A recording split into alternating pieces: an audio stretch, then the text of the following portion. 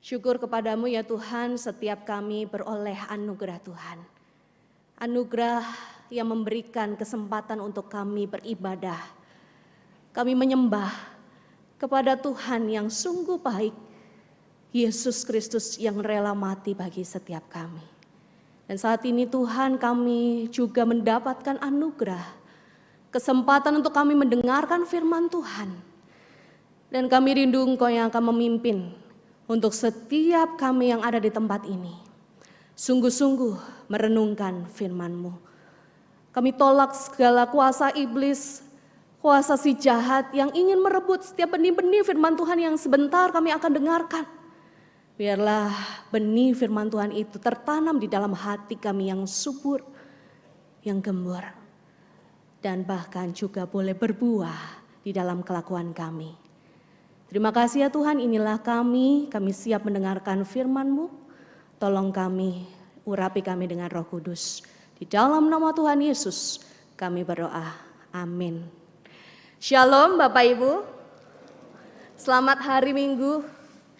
Bersyukur kepada Tuhan, 2 minggu yang lalu kita sudah belajar tentang berpikiran positif sesuai dengan firman Tuhan. Lalu seminggu yang lalu kita sudah diingatkan kembali untuk mengontrol semua perkataan kita, ucapan kita. Karena Tuhan juga melihat, mendengar setiap ucapan kita.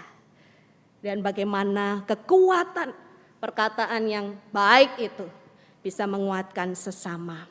Nah, hari ini kita akan bersama-sama didorong untuk berjuang melawan kedagingan kita atau melawan perbuatan dosa yang ada di dalam diri kita. Nah, mari kita buka firman Tuhan yang terambil dari Roma 7. Roma 7 ayatnya yang ke-13 hingga dengan 26. Roma 7 ayatnya yang ke-13 hingga dengan 26 kita akan baca bergantian. Saya baca ayat 13, Bapak Ibu beserta juga singer akan membantu saya. Membaca ayat 14 kita bergantian hingga dengan ayat 26. Firman-Nya berkata, jika demikian adakah yang baik untuk menjadi kematian bagiku? Sekali-kali tidak, tetapi supaya nyata bahwa ia adalah dosa. Maka dosa mempergunakan yang baik untuk mendatangkan kematian bagiku. Supaya oleh perintah itu dosa lebih nyata lagi keadaannya sebagai dosa. Sebab kita tahu bahwa hukum Taurat adalah rohani, tetapi aku bersifat daging, terjual di bawah kuasa dosa. Sebab apa yang aku perbuat aku tidak tahu. Karena bukan apa yang aku kehendaki yang aku perbuat. Tetapi apa yang aku benci, itulah yang aku perbuat. Jadi jika aku perbuat apa yang tidak aku kehendaki, aku menyetujui bahwa hukum Taurat itu baik. Kalau demikian, bukan aku lagi yang memperbuatnya, tetapi dosa yang ada di dalam aku. Sebab aku tahu bahwa di dalam aku, yaitu di dalam aku sebagai manusia, tidak ada sesuatu yang baik.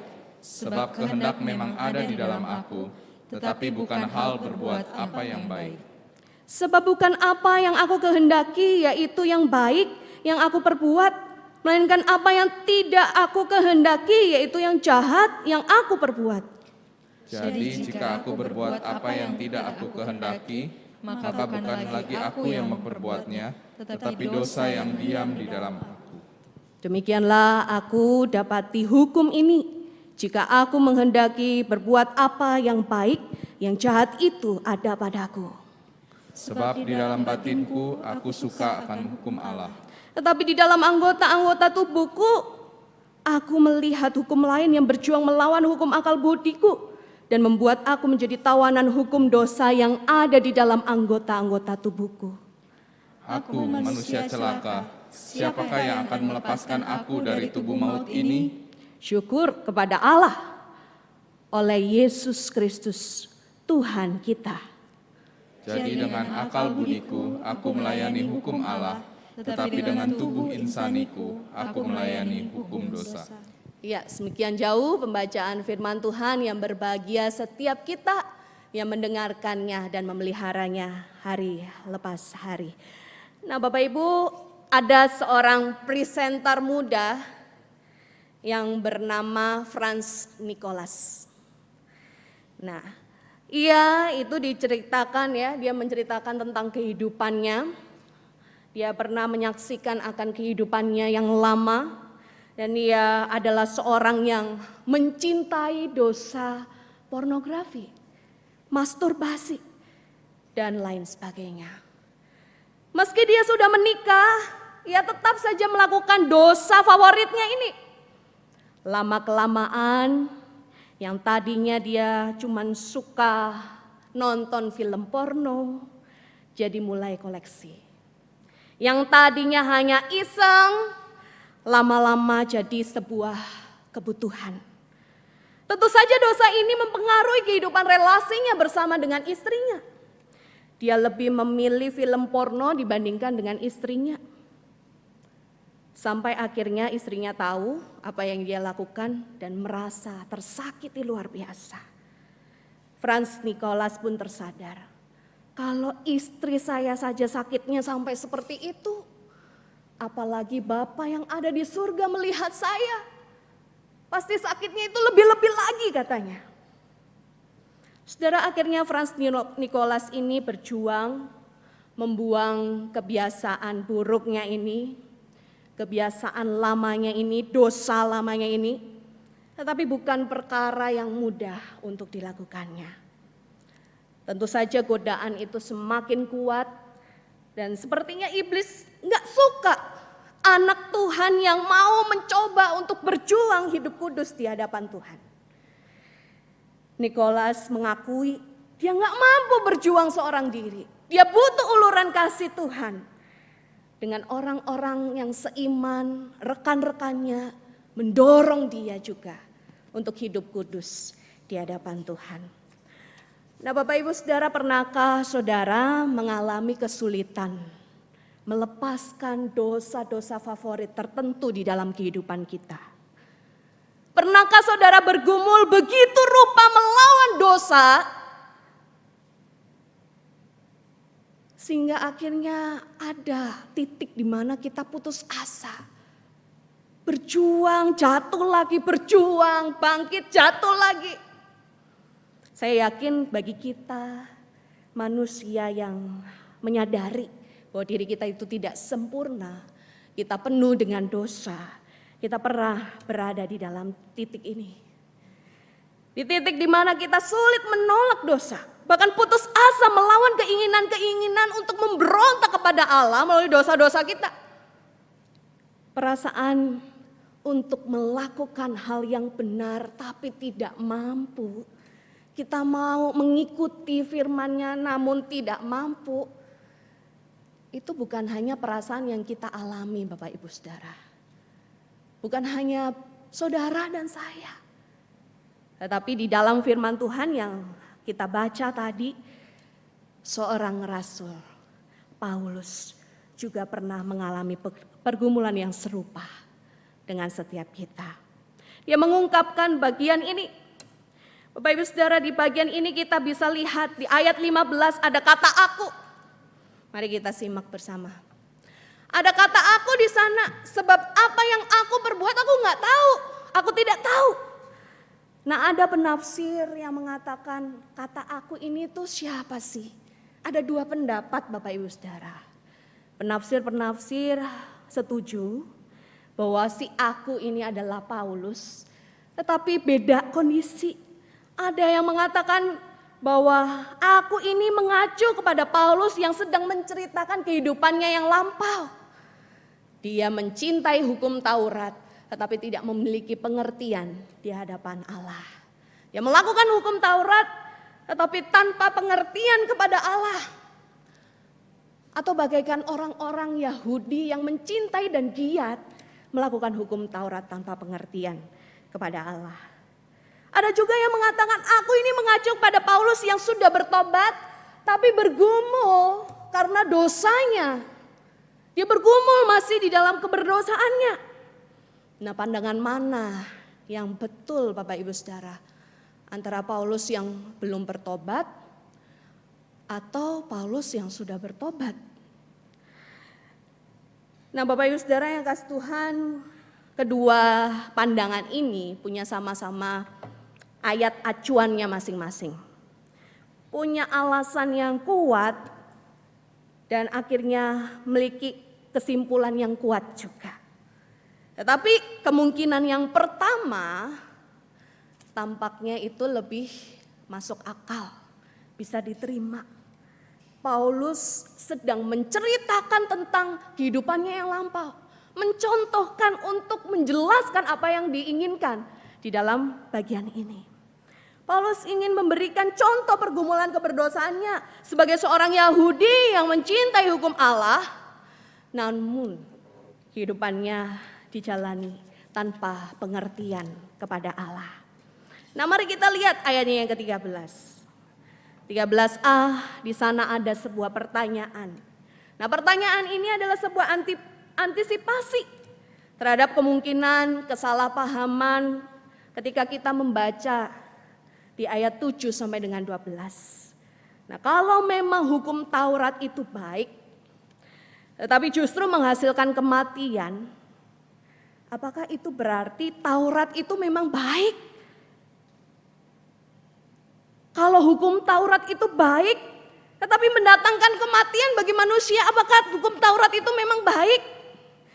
Jawaban Paulus dengan tegas berkata, tidak.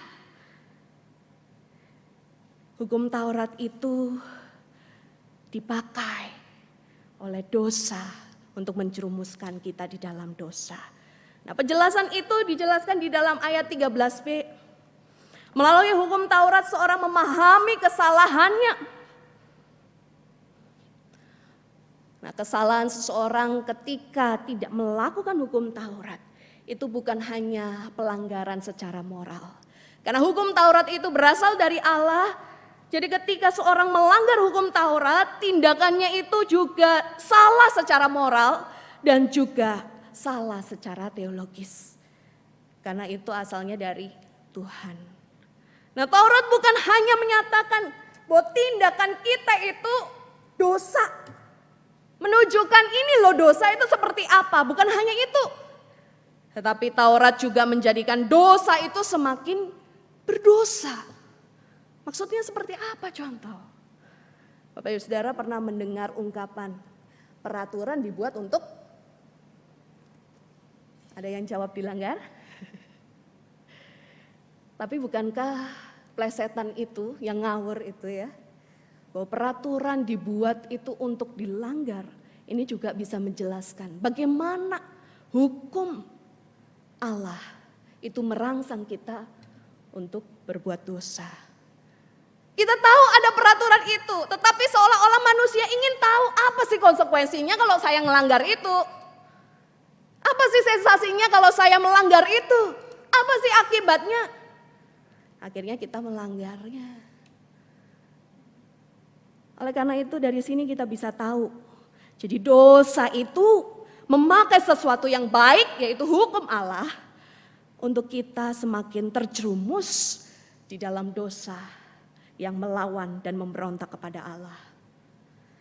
Lalu Paulus melanjutkan penjelasannya di ayat 14b. Paulus melanjutkan dengan memberikan deskripsi orang yang belum bertobat. Di sana dikatakan orang yang belum bertobat itu bersifat daging. Artinya apa? Apa maksudnya? Manusia itu digambarkan sebagai manusia yang dikuasai oleh prinsip-prinsip duniawi kefanaan. Itu bersifat daging. Lalu dikatakan di sana terjual di bawah hukum dosa. Terjual di bawah dosa. Kata dasar yang dipakai di sini pipra, ya. Ya, ini merujuk kepada penjualan perbudakan itu ya. Sehingga ketika seseorang itu dibawa dosa, maka orang itu tidak memiliki keinginan lain selain mengikuti kehendak dosa itu. Nah, di ayat 15 sampai dengan 20 merupakan penjelasan dan penerangan bagaimana akibat dari sifat daging dan situasi terjual di bawah dosa itu. Paulus mulai menyatakan ya, aku tidak tahu apa yang aku lakukan. Nah, kata tidak tahu itu lebih tepatnya sebagai saya tidak menyetujui apa yang saya lakukan sebenarnya. Jadi Paulus itu melakukan apa yang justru dia benci, padahal keinginannya melakukan hal yang baik. Ada pertentangan antara keinginan yang sifatnya positif, mengacu kepada hukum Allah, dan ketidakmampuannya yang sifatnya itu juga negatif, yang mengacu kepada hukum yang ada di dalam diri kita, yaitu hukum dosa. Seperti apa yang tercatat di dalam Roma 3 ayat 23. Karena semua orang telah berbuat dosa dan kehilangan kemuliaan Allah. Nah, kedagingan manusia itu membuat kita itu mustahil untuk hidup sempurna sesuai dengan hukum Allah. Hal ini membuktikan juga bahwa hukum Taurat itu baik. Tetapi manusia begitu dikuasai oleh dosa.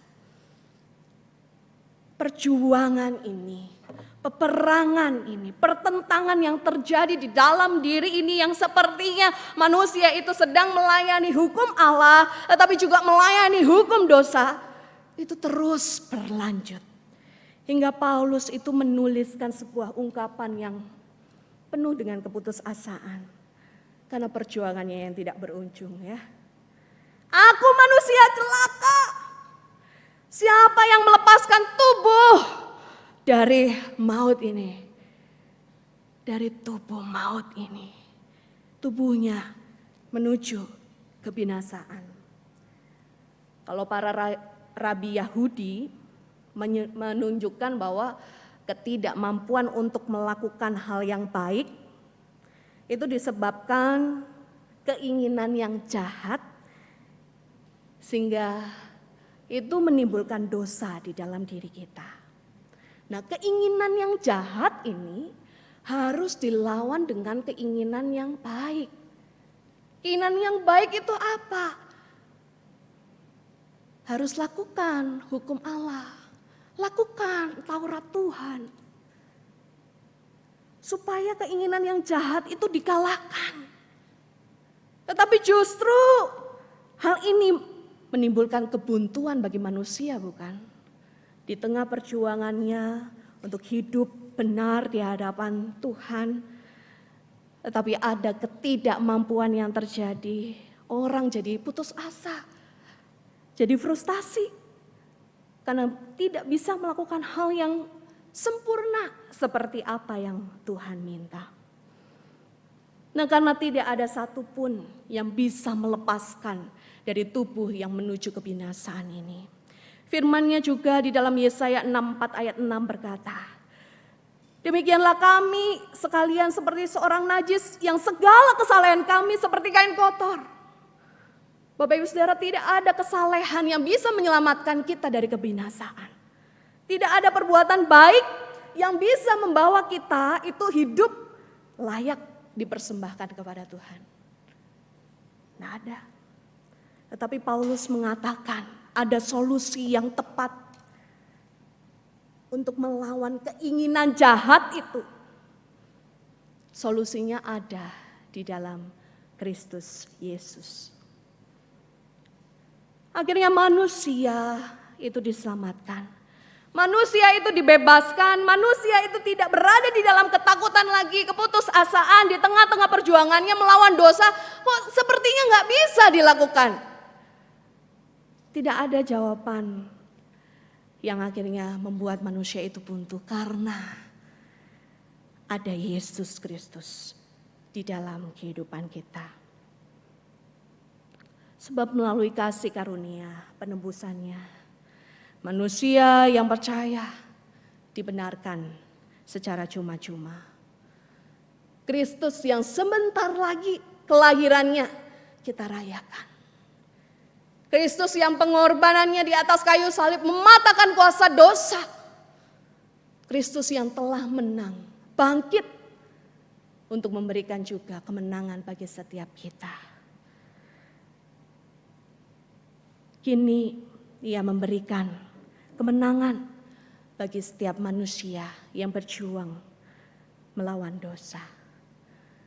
Bapak Ibu Saudara, berbicara tentang perjuangan melawan dosa, saya teringat ada seorang yang berjuang melawan dosa itu hampir putus asa. Dia melawan dosa dengan kemampuannya sendiri. Nah, orang ini yang masih muda pada saat itu, dia disekolahkan, lalu di sekolah itu diperlakukan begitu kasar dan kejam, dan akhirnya membuat dia bergumul tentang kehidupannya dia akan datang. Ia bergumul dengan pengetahuan agama yang diceritakan oleh guru-gurunya. Dia bergumul dengan tahayul-tahayul dan membuatnya itu menjadi ketakutan luar biasa. Seringkali dia tiduran sambil menatap ke langit, mata yang kosong, dan dia berpikir, dia merasa sedih, dia merasa takut, dia memandang bahwa Allah itu bagaikan hakim yang lalim. Hakim yang tidak pernah menaruh belas kasih kepada manusia yang berdosa. Sampai akhirnya dia sekolah di sebuah biara. Dan di sana dia belajar begitu giat tentang firman Tuhan. Tetapi sementara itu keyakinannya tentang dosa semakin mendalam. Dia pun mulai mencari kedamaian, mencari pengampunan ilahi atas dasar usahanya sendiri. Dia menghidupi sesuatu kehidupan yang ketat, dia berpuasa, dia doa, semalam suntuk, gak tidur-tidur. Dia menyiksa diri, menundukkan diri supaya di dalam keadaan yang jahat dia tidak berdosa. Sampai penyiksaan yang dia lakukan pada dirinya sendiri ini membuat dia kehabisan tenaga. Dia jatuh sakit, dia kejang-kejang sampai pingsan. Bahkan kalau dilanjutkan lagi dia bisa mati karena penyiksaan yang dia lakukan sendiri itu. Tetapi tetap saja orang ini tidak menemukan kelegaan di dalamnya. Dia tidak menemukan pengampunan yang sejati dari Allah itu. Dia tidak menemukan kedamaian. Semakin dia terpuruk di dalamnya. Tetapi Tuhan itu sungguh baik. Tuhan mengirimkan seorang sahabat, seorang mentor yang baik yang bernama Johann von Staupitz. Nah, sahabatnya itu berkata, daripada menyiksa dirimu oleh karena dosamu, jatuhkanlah dirimu ke tangan penebus. Percayalah kepadanya, kepada kebenaran kehidupannya, kepada penebusan kematiannya. Dengarlah anak Allah yang menjelma menjadi manusia untuk memberikan kepadamu jaminan perkenanan ilahi. Wah, perkataan ini Bapak Saudara nempel di benak orang ini. Sampai di sini Bapak Saudara tahu siapa dia? Dia adalah Martin Luther. Orang ini adalah Martin Luther. Martin Luther pernah mengalami pergumulan yang besar, melawan dosanya dengan kekuatannya sendiri. Dan perkataan sahabatnya itu membuatnya itu sadar bahwa selama ini ia salah. Hingga akhirnya dia menerima kedamaian yang sejati, kebenaran yang sejati dari Tuhan sendiri. Dan ia mempercayai bahwa hanya karena anugerah ia diampuni. Nah, saudaraku, adakah di antara kita yang sedang terpuruk dengan dosa-dosa? Yang pada saat ini mungkin kita terus berjuang berkali-kali. Jatuh bangun lagi. Tetapi gagal lagi. Tiap hari kita berdoa dengan isi doa yang sama. Memohon ampun, tapi besok kita lakukan lagi dosa yang sama. Saudara, memang pertobatan itu datangnya dari anugerah Allah. Tidak ada satupun kesalehan dan upaya usaha kita, perjuangan kita ini yang layak untuk melepaskan kita, menyelamatkan kita dari kuasa dosa itu. Saudara, pertobatan itu bukan hanya asal menyesal, tetapi juga berbalik 180 derajat. Ketika dosa yang ada di depan kita, kita berbalik cari arah lain. Jangan dosa di depan kita, kita hoba sedikit jokwa. Lakukan sedikit jokwa. Ketika kita membuka sedikit saja celah, maka dosa itu akan mulai memperbudak setiap kita. Jangan sekali-kali kita kasih celah pada dosa. Kita berbalik dan berjalan ke arah lain, yaitu kepada Yesus. Mari kita akui segala ketidakmampuan kita di hadapan Tuhan. Setelah itu kesalehan kita akan menjadi sebuah bukti pertobatan kita yang sungguh-sungguh di hadapannya. Jangan sekali-kali kita menjauhkan diri dari persekutuan dengan Allah. Melalui doa-doa kita secara pribadi, mungkin self-study sendiri tentang Alkitab. Mungkin juga kita boleh bersama-sama bersekutu dengan saudara seiman. Dengan kita membangun kerohanian kita, kita akan memperkuat iman kita. Kita akan menjadi pribadi yang akan semakin sulit untuk digoyahkan, jatuh di dalam dosa. Nah, Bapak Ibu Saudara, saya bersyukur saya memiliki seorang anak yang ditegur lalu dia sadar tentang kesalahannya. Dia peka terhadap kesalahan yang dia perbuat. Setiap kali si Oksa ini ditegur, dia tahu dia salah, dia langsung bilang, "Sorry papa, sorry mama." Dengan tatapan yang begitu serius dan penuh dengan penyesalan dia bilang, "Sorry papa, sorry mama." Kalau belum bilang, "Iya gak apa-apa nak," dia terus bilang, "Sorry papa, sorry mama." Tetapi gak lama Bapak Ibu Saudara, dia ulangi lagi kesalahan yang sama. Dalam hati, saya sebagai orang tua kesel ya. Udah tahu salah, sorry, diulangin lagi. Tetapi gak lama Tuhan mengingatkan saya.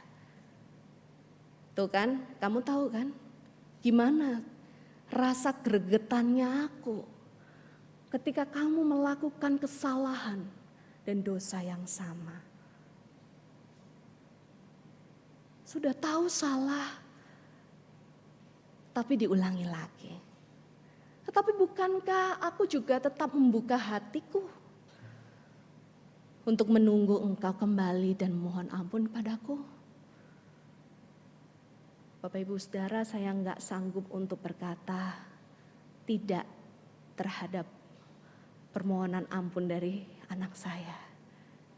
Iya nak, mama minta maaf juga sudah marah sama kamu. Bapak Ibu Saudara yang kasih Tuhan, dari tatapan mata dan kata sorry seorang anak yang lugu, saya begitu belajar bagaimana kasih Allah yang begitu agung, begitu indah, begitu lembut. Begitu mengasihi manusia yang begitu berdosa dan memberontak kepadanya. Ada satu kutipan yang mengatakan, "The devil knows your name, but calls you by your sin. God knows your sin, but calls you by your name." Iblis tahu nama kita itu siapa, tetapi dia memanggil kita dengan cara kita supaya berdosa. Allah tahu benar apa yang kita perbuat. Dosa apa yang kita tidak bisa tutupi di hadapan Allah. Semua dosa dia tahu. Tetapi dia memanggil nama kita dengan lembut. Dia menunggu kita untuk menjawab panggilannya. Ayo nak, pulang. Aku mengasihimu. Sebagai manusia, Bapak Ibu Saudara, kita memang sering jatuh di dalam dosa. Tetapi kita yang sudah mengenal anugerahnya, kita tidak tinggal terus di dalam dosa itu. Jadi ayo berjuang, ayo jangan menyerah. Perangilah dosa itu bukan dengan kekuatan diri kita sendiri, melainkan dengan mempercayai bahwa anugerah Kristus sudah menyelamatkan setiap kita. Ia berjalan di depan kita untuk menguatkan dan menolong setiap kita. Kiranya kasih Allah kita hayati terus di dalam kehidupan kita. Amin. Mari kita berdoa. Ampuni kami ya Tuhan, ketika kami hidup hanya untuk diri kami.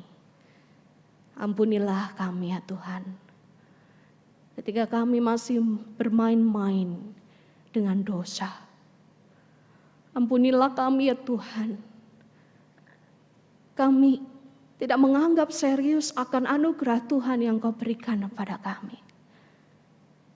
Tuntun kami di dalam pertobatan yang sejati, agar kami bisa menjadi pribadi-pribadi yang selalu berjuang untuk kemuliaan bagi nama-Mu. Di dalam nama Tuhan Yesus kami berdoa. Amin.